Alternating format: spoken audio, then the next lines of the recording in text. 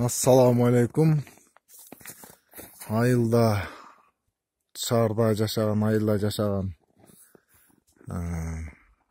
ушу видеону көргөндөргө айылда жашагандан кийин мал багуу экен Кыргызстанда.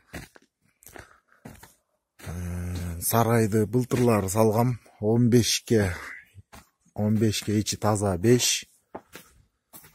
Тоюттардан экспарсет, көк экспарсет,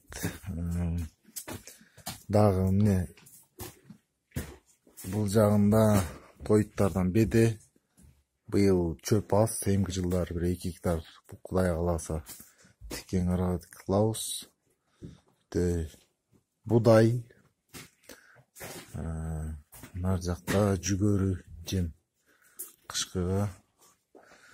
Şu сарайды былтырлар салгам, сала тургандар болсо видеону көрүп, дагы жазала турган жерлери бар, жазаш керек. Бүттүгү финансага такалат, жазала турган болсо. Му акурларын куйгам. Да недоработка жерлери бар экен. Кыла турганчы. Азыр 5 баш бука, 2 бургачы бар. Бул жери бок ташый турган, мал чыга турган жери бир слив кылып койгом.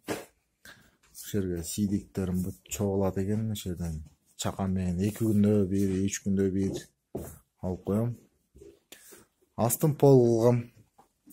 Ар кандай варианттарды, сарайларды көрүп жазайт кезин. Дагы эмне? Ошо жайында алгам букаларды. 12ден алгам Кара Бура базарынан. Таласта турабыз. Кара Бура базарына барабыз. Кирапка. Ошентип айылда жашагандан кийин чакан бизнес кылса болот экен. Буларды тоого кошпой эле февралда, мартта бир сатканга аракет кылабыз. Түшкөн эмесин көрөбүз дегендей. Канча чөптү.